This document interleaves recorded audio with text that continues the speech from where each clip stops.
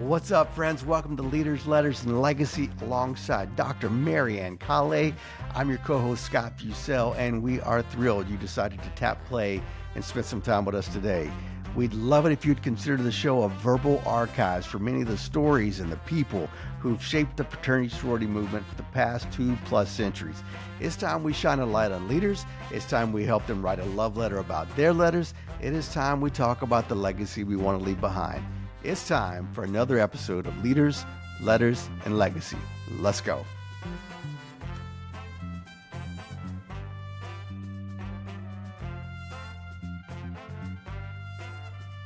Hey, what's up, everyone? Thanks for joining us for part 2 of our conversation with Delta Sigma Theta's Cheryl Turner. We pick up right where we left off in part 1.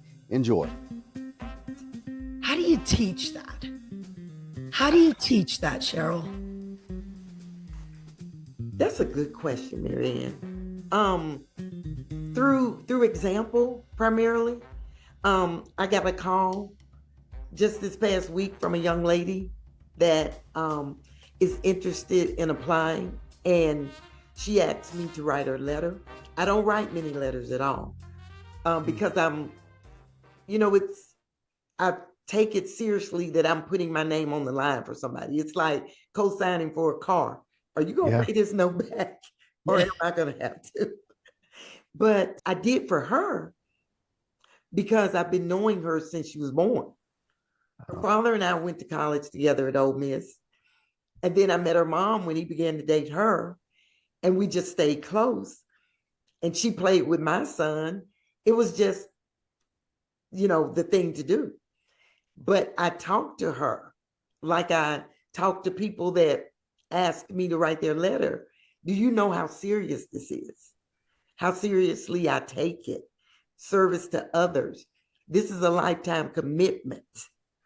I'm putting my name on the line for you because I believe you're going to stick with this and stay with this.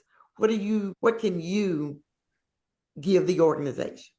And then the question is, what are you looking for from the organization? Had like a 45-minute conversation. And, you can feel sometimes when people are saying what you think they want you to hear. But I felt very good about my choice. So, I've written a letter. She's hit submit. So we're just waiting to see what comes of it. Well, when you say you can tell if somebody is saying what you want to hear or not, that took me right back to the pool hall. Yeah. When you talked about the street smarts that you picked up, I have to believe that you picked up some of those skills way back, just walking through and seeing the way people interact with each other. And you can tell the people who are truth tellers and those who are, I'm trying to find a really nice way to say this. So gosh, I'm so glad you brought that up because a couple of questions I had written down earlier today. What do you hope that young women take from the experience, and what do you hope they give to Delta Sigma Theta? When I think about taking from the experience, I have to go back and think about founders. They were college-age women at Howard that decided to march in the suffrage march. They were the only African-American organization, well, at that time, Black organization. We've gone through several name changes. But at that point, they were a group of Negro women that decided to march. And they were made to march at the back of the line, right?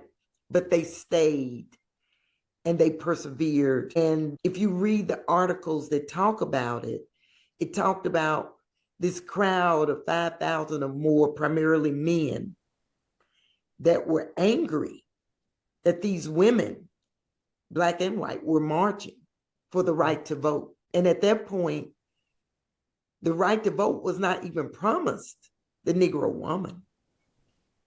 They were like visionaries and strategizers because I believe they thought If we march here and they get it, then we can get it. But we've got to show up in this space. And so I want them to get that heritage, that legacy, that line of blood that runs through us that says social action and activism is in our DNA. That's what Delta is all about.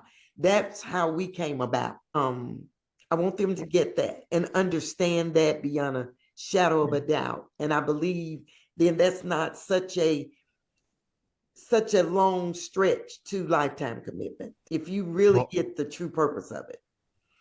And then what they can give is just that commitment to always show up and do the right thing. You know, not just show up when we're taking the chapter photo. Don't just show up when we're having the party.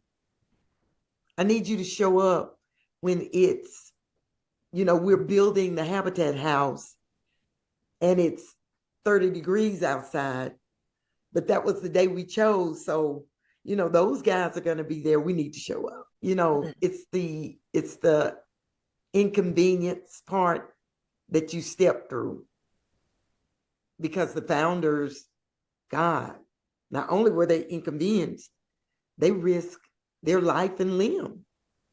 Yeah.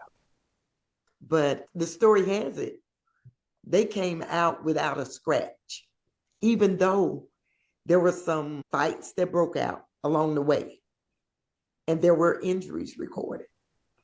So I was in San Antonio this weekend, the home of one of our founders, Myra Davis Hemmings. And when I was reading her bio, she was 15 years old when she got on a train from San Antonio to DC. So when we were breaking that down, it wasn't the Amtrak that got you there in a couple of days. She was probably on that train a week or more. But 15, and she was 18 when she became one of the founders of Delta and graduated. At 18, I was looking for, you know, parties and, you know, trying to be cute. So anyway, going back to the fact that social action is in our DNA, and just show up is what I give to you and what you can give back. And we'll be right back. A very, very special thank you to our friends at Holmes Murphy Insurance for sponsoring today's episode featuring Delta Sigma Theta's Cheryl Turner. Holmes Murphy has long been a trusted partner in the fraternal world, providing guidance and protection for organizations all across the country. Their commitment to leadership and risk management makes conversations like this possible. Thank you, Holmes Murphy, for investing in the stories that shape our community.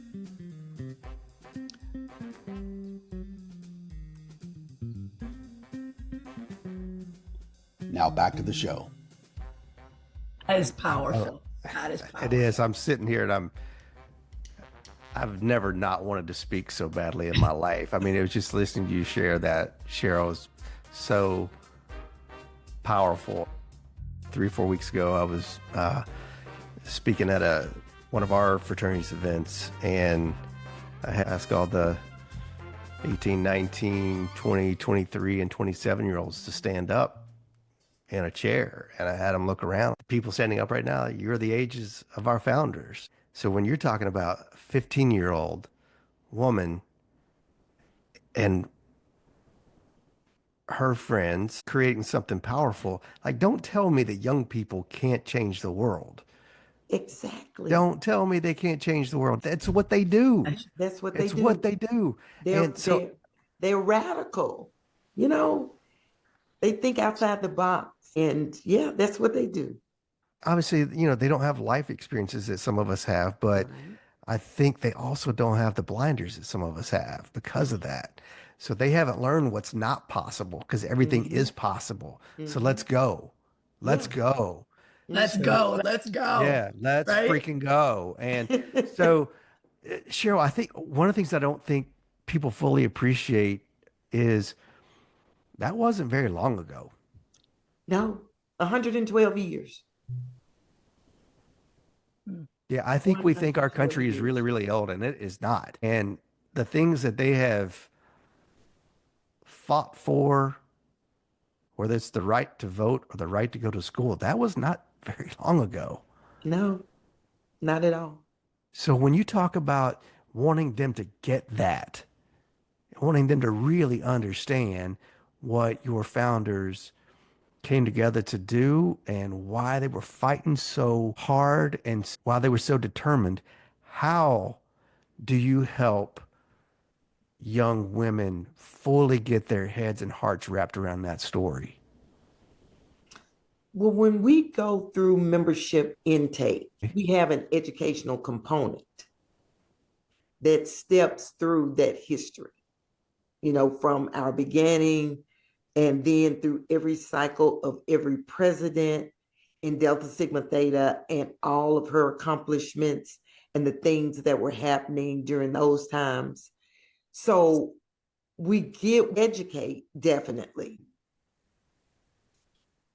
Now, is that an alumni coming in to teach that? So they've got some historical perspective that the collegiate members don't quite have, or are we just hoping that a collegiate member can articulate and teach this story, this lesson, the way you want it to be taught? What does that look like? Yeah, each chapter manages their own membership intake process. Okay. But for collegiate chapters, the policy in Delta is that they're always advisors who are alumni members with that chapter. So those advisors are part of, when we know that we're going to be approved, or once we get approval to do membership intake, then, you're dividing out the section that you're responsible for. And but the alumni are teaching some of that as well, right? Well, we're doing training. Okay. Every chapter, when they are approved for membership intake, must go through training. We do what we call 2 Delta internal development trainings. We call it DIDs.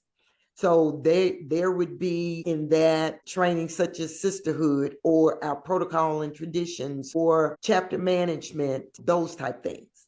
So the chapter gets to choose the trainings they do. Those are typically 2.5 hours for the 2 of those. So then once you do the internal development training, then you do the membership intake training, which is virtually an 8-hour training. And those are certified trainers that come into your chapter. And then they're training the chapter on the administrative procedures for membership intake. Not so much on teaching the history or what the history is, but the procedures of what you need to do going through this process. And then those people that have been elected to be on that committee go through a second level of training that's more in depth. So every chapter has to go through that before that regional director approves them to, okay, now you can have rush and open things up like that. But to your point, Scott, each chapter does their own training. So if the 3 of us were there, I would probably have 1913 to 1923. And then you would have your section. Mary Ann would have hers. And so the alumni members, of course, even have to be encouraged to make it interesting. Don't just read from the book.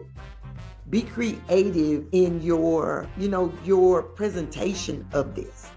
And I've seen some amazing presentations that make you just, really engage. That's awesome. So, yeah. Awesome. And we'll be right back. In a world that feels more chaotic by the day, true leadership starts with connection. Whether you're a parent, a mentor, or a leader, knowing how to coach and how to connect, especially in the middle of the storm, makes all the difference. Our Connection Through the Chaos series is designed to equip you with the tools to guide with confidence.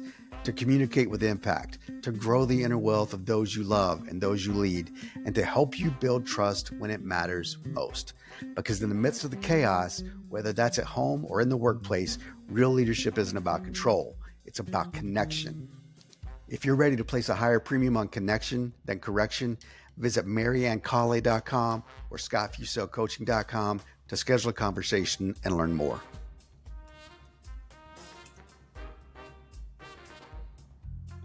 Now back to the show. You can see you light up, right? I mean, it's like Delta. I wish this was mandated that people watch this one, not just listen to it. Me too. But you can see your passion and your love. Can you tell us a little bit? You have a full-time job, you've got a son, you got a busy life, right? Why did Delta, when you said, I want to go back a minute, you said, because this all ties in, you said that you went home, you ran home to Delta, right? Talk to us about how that happened. And then, I mean, to be the second person in charge of Delta Sigma Theta Sorority Incorporated on an international level, right, is a big deal. How did that happen? Because I think that part of the story is really important that you shared with me when you went back to get your master's and how that all played out, if you don't mind. Yeah. Well, first of all, let's talk about the job. Full time not in the true sense. You know, I'm sort of ratcheting back because I can only do so much as a consultant with the group. So I don't do as much anymore because I'm really involved in my role as National First Vice President. But as I shared, received my master's, got married, and then, I'll tell people I lost 180 pounds and went back to Delta, and they'll say, oh, I didn't know you were. No, he was 180 pounds.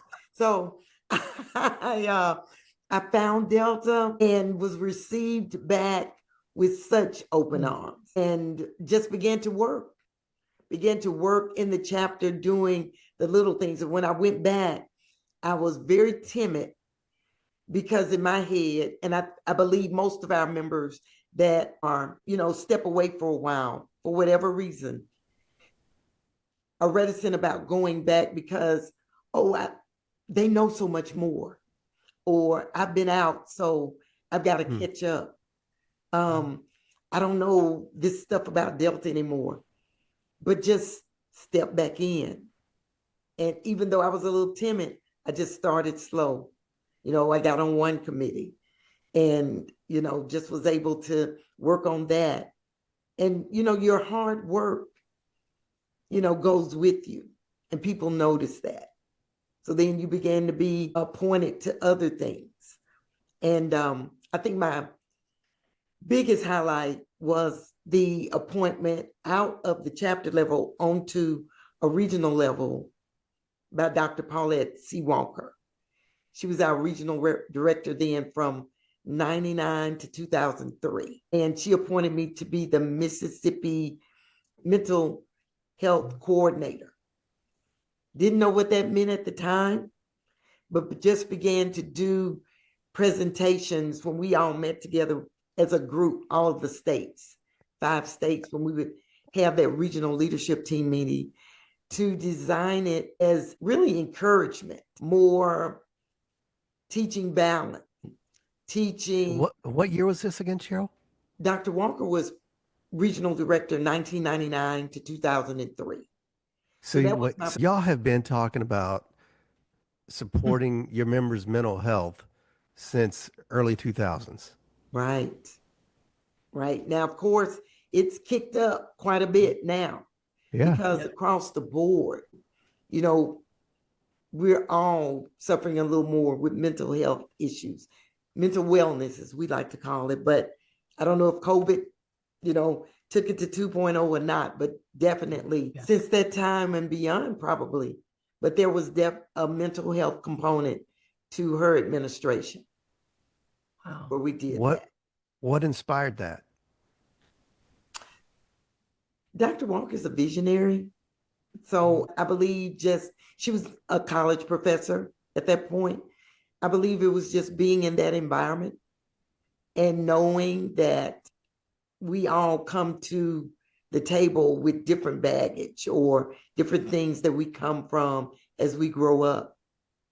But being a Black female in America, brings with it other, variables that go with that. Wow. So I thought, it was definitely insightful for all of us to be able to present that. So as a team, we would build our little presentations and PowerPoints and do those within our state meetings. That's awesome. Yeah. Yeah, I think visionary is right, because gosh, I graduated in 95 and we didn't talk about mental health back then. Yeah.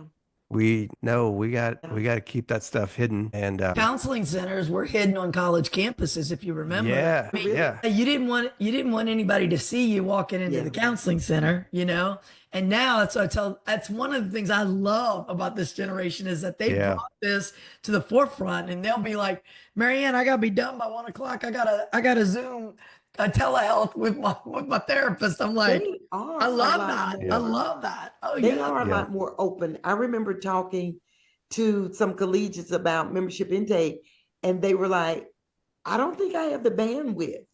I'm doing this, that, and this. I don't know if it's a good time for us. Those type things. We never would have said that. I mean, that's the difference in generations as well. And I don't know if that was always the best thing, but it's what we knew. Yeah. And with them, they've been able to say, no, this is not okay.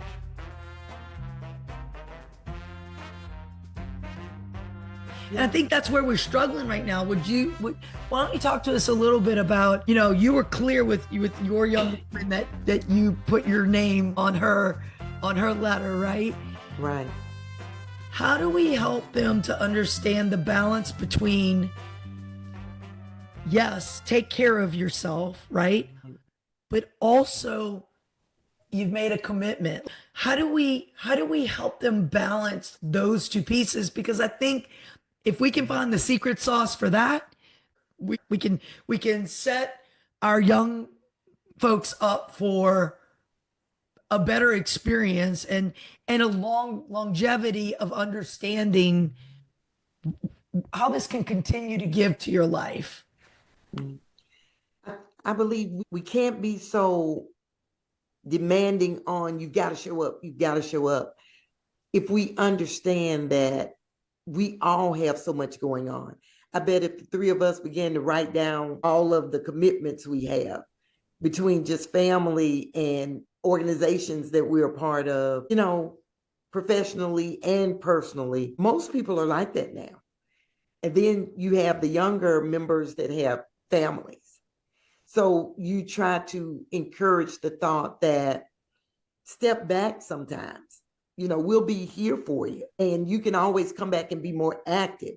But your input may be just making flyers or designing messaging or doing Facebook posts or, making calls. It may not be out there in the street with the sign marching, it may not be building the Habitat house, but there are other things you can do that really still keep you connected, but not at that level where you feel burnout. And then you step back and we never know when you're coming back. We've got to make it easier for people to say yes. Right. And what you just described, I would call those kind of micro volunteer opportunities. We've been talking for a couple of years now. Like, I don't have the time to go be a recruitment or ritual advisor for a chapter. But if you ask me to go have coffee with an education major once a month and just coach and guide him, I will find that time. That's totally doable for me. It might be for somebody else. It might be, hey, could you write 5 Facebook posts for us this month? We got to make it easier for people to say yes. We've got to make it easier for people to say yes.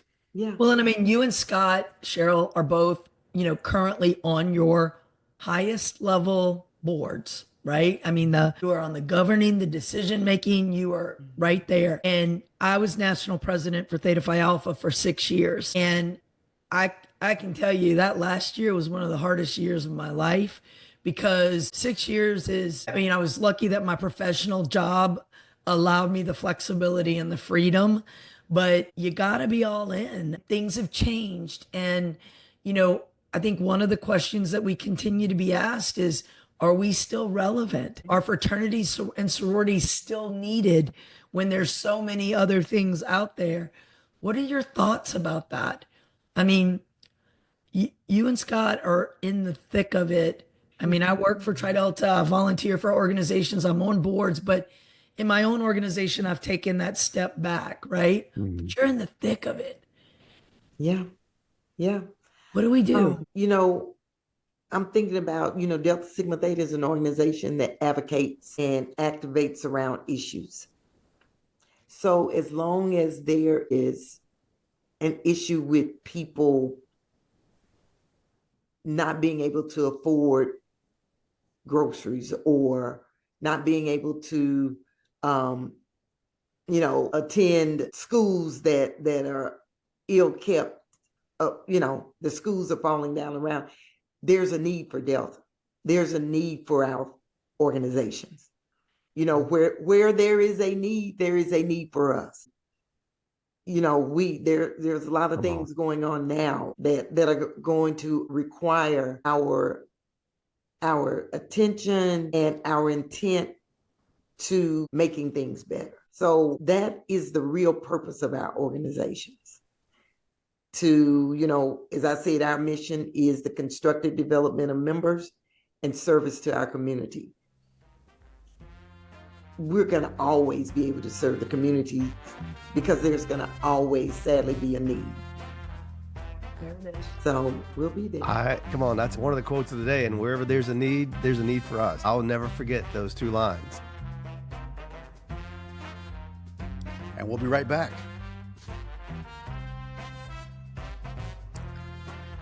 There's a difference between fitting in and belonging. Fitting in means changing who you are to be accepted.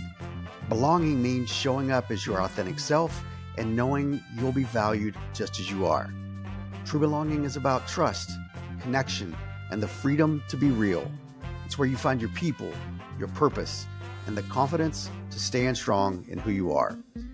If you're ready to stop fitting in and start belonging, visit mariannecale.com or scottfuselcoaching.com to schedule a conversation to learn more. Belonging. Be real. Be seen. Be you. Now back to the show. One of the things I love so much about what you've shared with us, Cheryl, is there's such purpose behind Delta Sigma Theta. Like when you said earlier, our activism and serving other people is just in our DNA. Like if you can't get your head wrapped around that, then Cheryl Turner's not writing your letter. It's true. And another thing, if I wouldn't pay your dues, I'm not going to write your letter. So, that requires a level of relationship. I love you too, but I don't think I'd pay your dues. Well, one of the comments we've gotten from several, Jennifer and Marlon, because we were like, well, I mean, do your children have an option? And I mean, both of them were like, oh, they have options, but the only one I'm writing the check to is Kappa Alpha Psi Fraternity Incorporated and Zeta Phi Beta Sorority. That's what's so funny. You're like, yeah, you can do whatever you want, but I'm just paying for this one. Right? My friend Sandy Summers, I asked her daughter, I said, her daughter is going to school somewhere else. And I said, so you gonna be able to go shopping for MPHC organizations or other, MPC organizations? And Sandy said, she put her head down. Sandy said, go ahead, tell her what mama says. And she says, mama said, I can join whatever I want, but she's only going to pay for Delta Sigma Theta Sorority Incorporated. And the other thing she said, this is the other thing she said that stuck with me. Sandy said, Marianne, if my daughter doesn't want to be a Delta, it meant I didn't do a good job as a mama who's a Delta. All in that. And I was like, whoa, because I mean, in our Because we have to organization, model what we want to get. And if she didn't see you doing the service, going to meetings and, putting some skin in the game, how are we going to make her interested? that's what she said. In our organizations in the MPC groups, we've ended up because of the number. There's a difference in numbers, right? In the way that when women come into your organizations, we could have a whole nother educational podcast about that. No, but the whole concept of legacy is different. And I just think there's something really beautiful about the way you all raise the generations who come after you. Because, I mean, and I love that you said Doc Harmon is the reason why you went to college. So I mean, and then you talked about Mrs. Loper, right? Who's 97 years old. I mean, this is your life. This is what I tell students all the time. Turning sorority is not something you do. It's who you are. It's who you are. That's right. And so if you're just doing it, it's easy to dispose of it, right? It's easy to walk away. And I love one of the other things that I hope our people heard you say today was, I know what you're about to say. did you join for Delta or did you join for the Deltas? Because if you join for the Deltas, you're always going to be disappointed. God, wait. Oh my gosh. So That's true. it. So true. Keep the main thing the main thing. The main thing, the main thing. Cheryl, what you have talked to us about today is what some of our organizations are struggling with. I think you've given us some really good advice today about if we want to be here, we have reasons, right? There's always going to be a need. Right. Are we following the shiny object or are we following the need? Right. Good point. That's the question. That's the question. Yeah.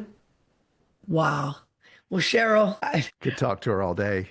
I know it. I could talk to you guys too. I just got to give a shout out to Dr. Lori Hart because I mean, Dr. Lori Hart is one of your champions, and I'm just so grateful that she said, you got to talk to Cheryl Turner. I am so happy that our paths crossed, and she's been such an amazing resource and an amazing woman in general. So I've so enjoyed getting to know her. Yeah. Yeah. Well, She's tremendous. and that's what, and we're all just fortunate that we've been able to grow up together and we're growing older together, and we're just glad you're now in that circle of folks that continue to teach us, but continue to model the way for those of us who are still trying to do our best. And so I just want to thank you for sharing your story. This has been a beautiful experience of love and giving, and thank you. We are grateful for your time. Yeah. Thank you, honestly, for building this platform to speak with Greeks and people in the arena about, just about their upbringing or their purpose or their motivation, because it puts a face on it, We're just regular people trying to make sure we do good things. So, all around, all of us. Your founders, my friend, would be so proud of the legacy that they left you and the legacy that you're leaving to other women in Delta Sigma Theta Sorority Incorporated. So thank you. Thank you so much. So I'm going to bring it home, if that's okay.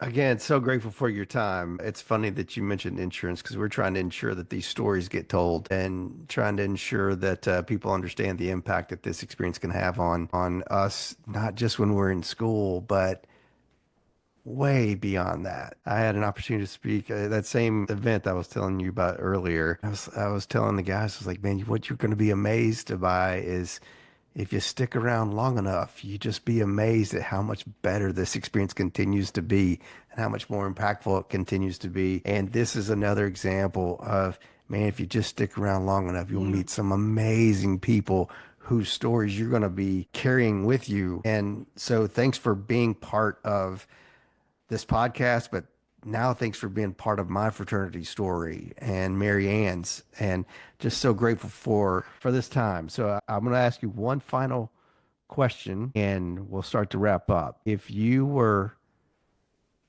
writing a letter to 18-year-old Cheryl, who is getting ready to go to Ole Miss, what would you tell her she's got to look forward to?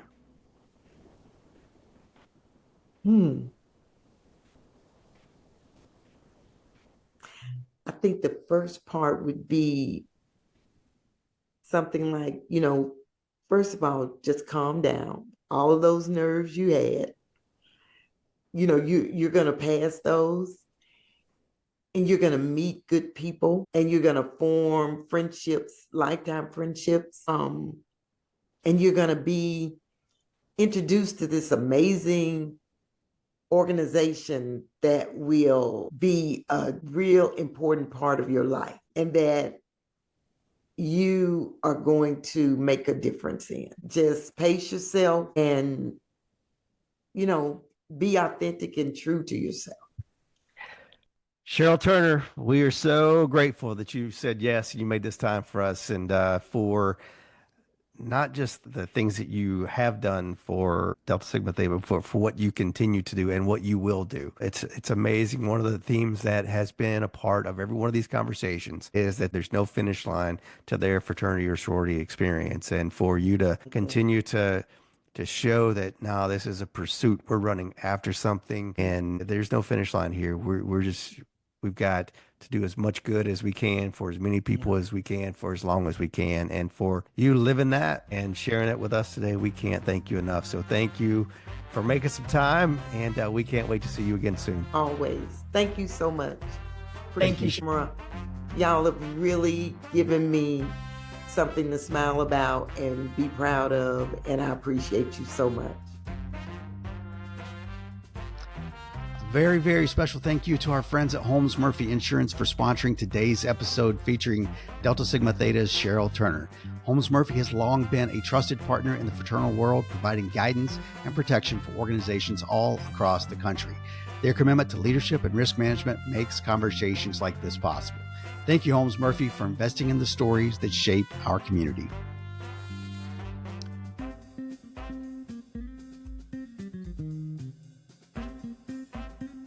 Today's show was hosted by Dr. Mary Ann Colley and Scott Fussell. For more, please follow the show on Facebook, Instagram, and YouTube. You can also follow Dr. Mack and Scott on social or on the web at maryannecolley.com and scottfussellcoaching.com. Thanks again for tapping play and joining us for another episode of Leaders, Letters, and Legacy. This has been a Find Your People production. I'm just amazed by the purpose-driven nature of Delta Sigma Theta. I had no idea that you were founded out of these women who were marching and made to march in the back of the line. And that is just, I can see it. Yeah. I can see that. There are pictures. I think perhaps there's one where someone took of them, but of course the majority of the pictures are of the main march. You can, they're archived.